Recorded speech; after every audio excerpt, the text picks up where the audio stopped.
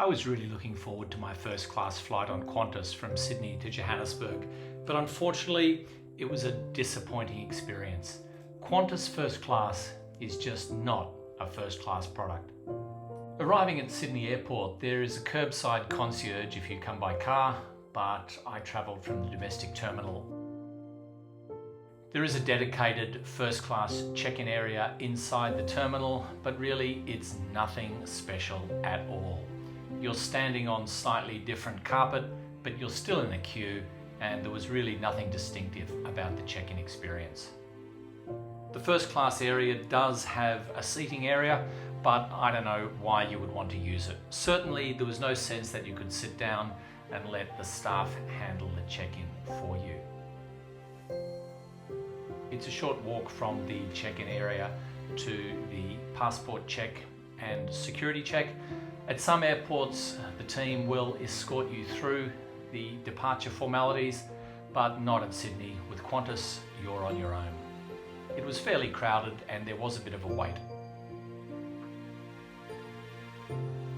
Once through security, it's a walk to the Qantas lounge.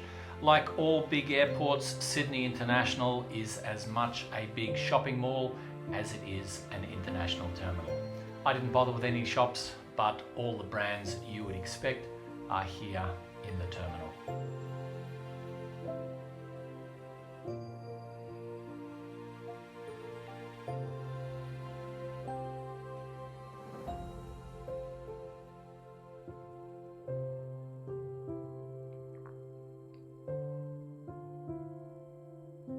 Up the elevator to the Qantas First and Business Lounge. The staff member on the door noticed my first class boarding pass and he gave me a genuinely warm welcome.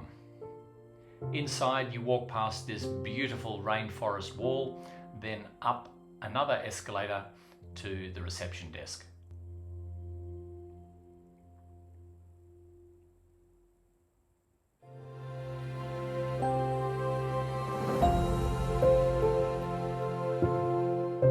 The staff on duty today were friendly. They seemed happy to see me. Unfortunately, Nesta was not in the lounge today. To get into this lounge, you need to be travelling first or have One World Emerald status. It's a big lounge with a dedicated area at the end for first class and Platinum 1 travellers.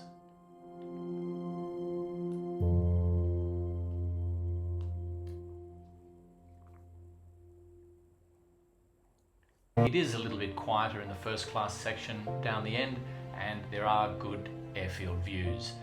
That A380 right there, it's not the one that's carrying me. Mine is that one a little bit to the left.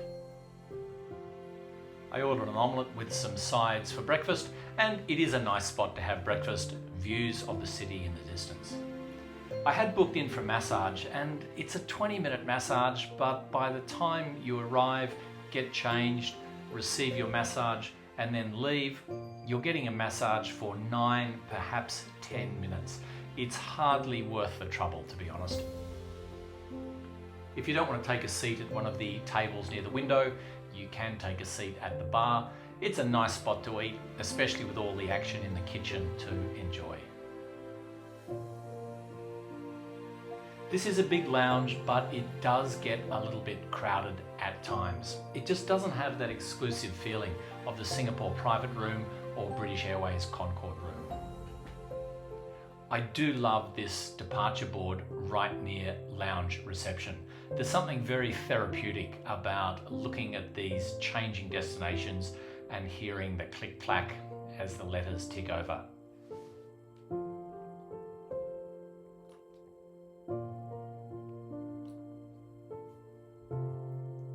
It was soon time to leave for my flight, and really, once you leave the lounge, you're on your own. Many airlines will escort first class passengers to the aeroplane, but not Qantas. You've got to fight the masses as you move your way through the terminal.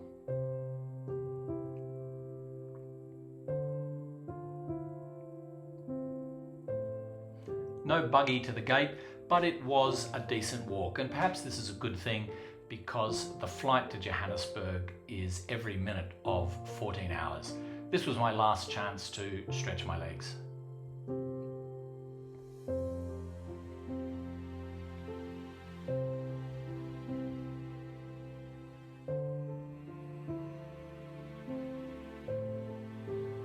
I don't know if this section of the terminal was undergoing renovations or not. It certainly needs a bit of an upgrade. Arriving at the gate, there was a dedicated priority queue for first and business class passengers, and the wait was not long at all.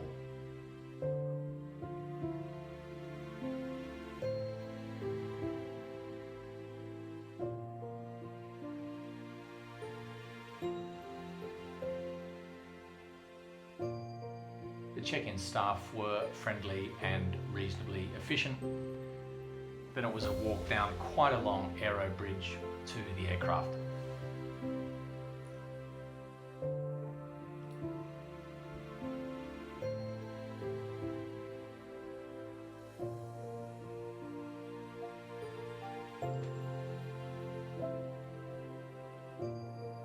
There's something nice about heading towards your aeroplane. This is the machine that's going to carry you to the other side of the world. It's waiting for you. It's ready. All you need to do is get on board.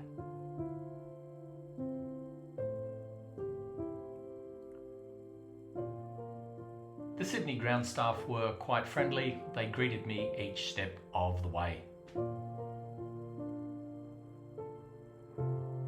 While you'll often find a big queue of economy passengers waiting to board in the aero bridge, Qantas has a dedicated first aero bridge, so it's straight to the door of the aircraft and you're welcomed on board.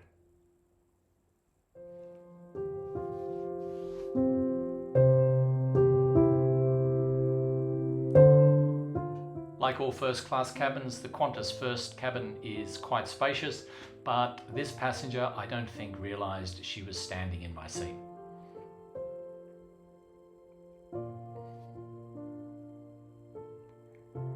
The seat is comfortable, but it's fairly old. There's a control panel that manages all the key functions of the seat, from seating positions to the massage function to the lights and to the shades and the privacy dividers.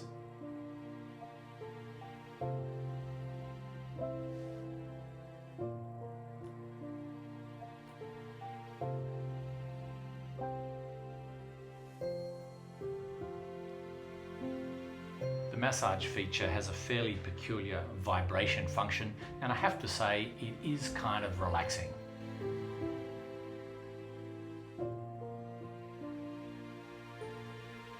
There was a pre-departure champagne served.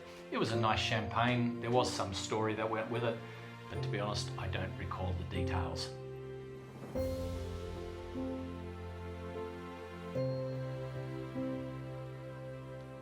First class pyjamas and an amenity kit were provided.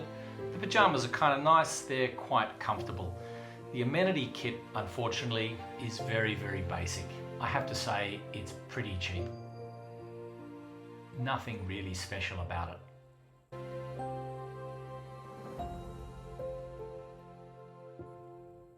Depending on your seat, you'll either get 2 or 3 windows to look out. That is plenty, but the positioning of the seat means you're a fair way from the window. And if you're like me and like to spend time looking out at what's going on, it's not the best view.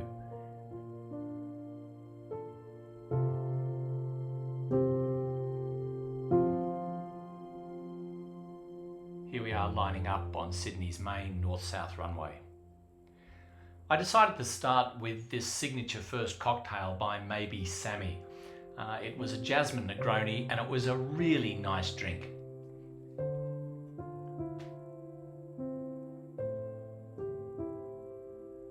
The Neil Perry menu is okay, but really it's not first class quality.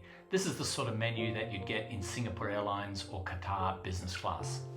I decided to have the spanner crab tortellini. It was a nice dish, but nothing that exciting.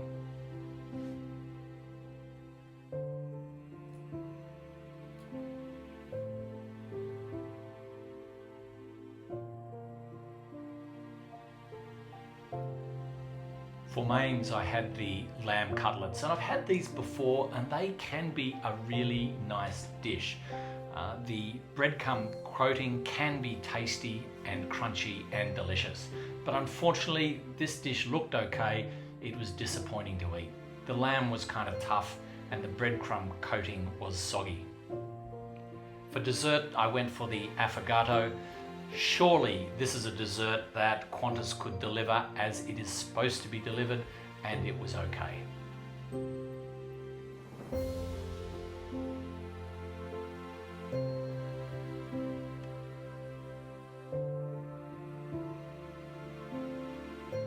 It was a nice way to finish my meal. I also had a glass of De Bortoli's wonderful Noble One. Now, the Qantas wine list, I've got to talk about it. Really, when you're traveling first, you're looking for some special wines that you wouldn't otherwise drink. Some of the wines on this list here you can get at your local bottle shop for less than $25. The average price of these first class wines, probably $50 or $60. Really, nothing special. Let me give you another example. On anyone else, you'd be drinking Johnnie Walker Blue Label, but on Qantas First, you'll be drinking Johnnie Walker Green Label blended Scotch, if that's what you want. Really, they should be serving Blue Label or an exclusive single malt. I just like flying above the clouds. It's almost as if you're in a different world.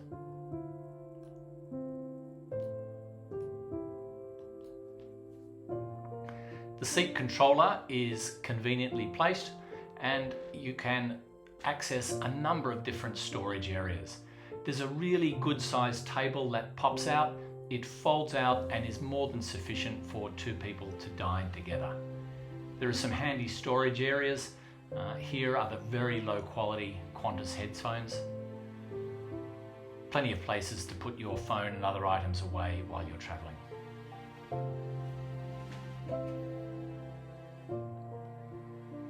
I had another glass of the wonderful De Bortoli Noble One and enjoyed some little chocolate treats as well. This flight is a day flight the entire way, so it's a bit of a question about when you sleep and just how much sleep you enjoy. I spent the first 3 or 4 hours of the flight awake, then decided to get a bit of a nap, so hopefully waking up in time for an evening arrival into Johannesburg. The flight attendants will convert your seat into a bed. Unfortunately, the flight attendant who assisted me, I'm not sure she had made the bed up too many times before, because she seemed to take a long time and wasn't always sure what she was doing. One of her colleagues had to come along and provide some pointers at various points. Nothing really wrong with that, but you've got to ask the question, is this a first class experience? The Qantas First Class suite is a reasonable size, but it's not terribly private. Doors on a first class seat are pretty much standard today, but the Qantas suite is still very much exposed.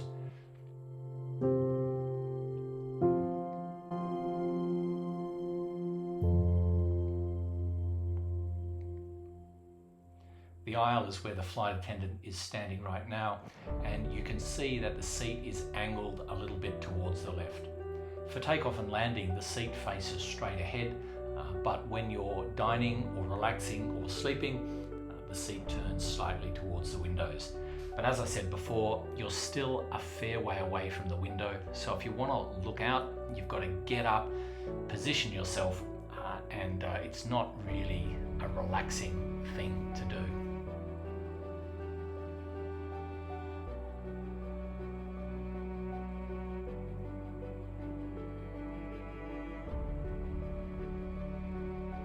One good thing about the Qantas First Class seat is the mattress that they provide you. It is a genuinely comfortable mattress, and it does take away any of the little bumps that you might otherwise experience if you were resting or sleeping directly on the seat.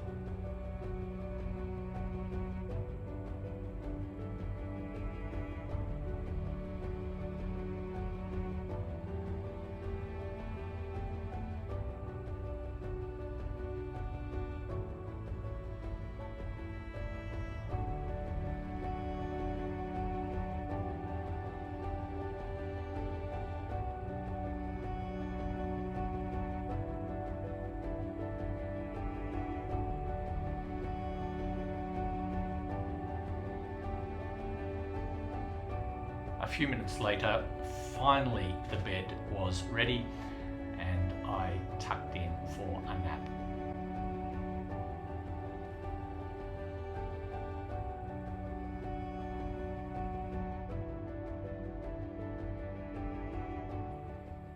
Here I am in bed, the shades are down, the cabin is dark, but the suite is fairly exposed to passing traffic.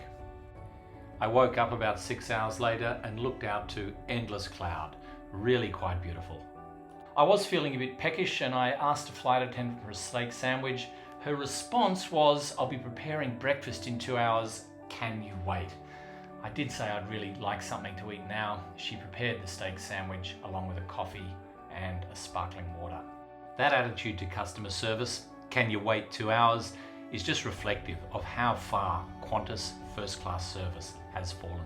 Getting closer to Johannesburg, the cloud broke up and I have to say, I just love this view. It was afternoon at my destination, so I went for another Jasmine Negroni by Maybe Sammy. The caviar tartlets are kind of nice, but Qantas really should be offering a full caviar service. The second meal was okay, but the presentation was not great. I just felt it had been heated up and kind of dumped on the plate. There was nothing really special or attentive about the preparation.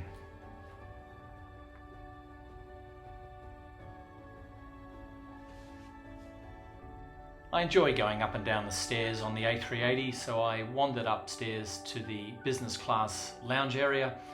But as is often the case, it was empty.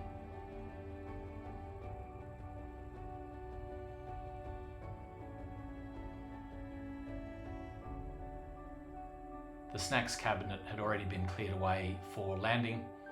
As I said, no one really enjoying the lounge area.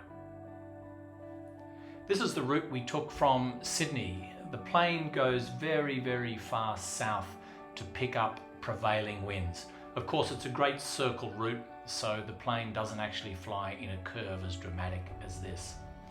The distance that the plane flies from land, quite interestingly, is constrained by the capabilities of the fire suppression system on board. I believe the plane needs to be within 4.5 hours of a suitable airport at any point in time. I guess that means if fire suppression systems could run for longer, the plane could go even further south to pick up better winds.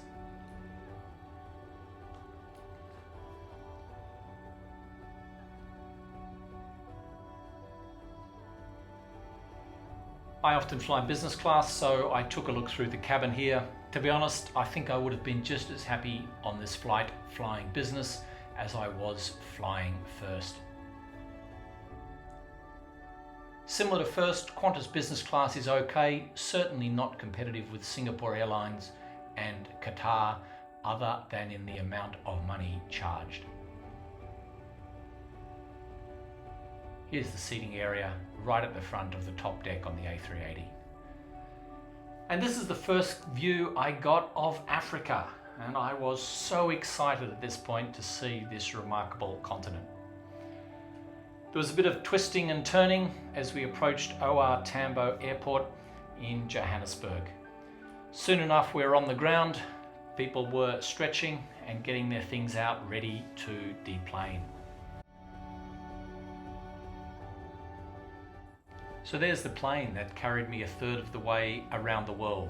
At the gate, parked next to a beautiful Lufthansa 747-8. So that's my flight.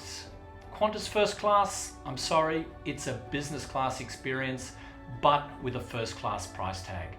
I have to say there are better options available.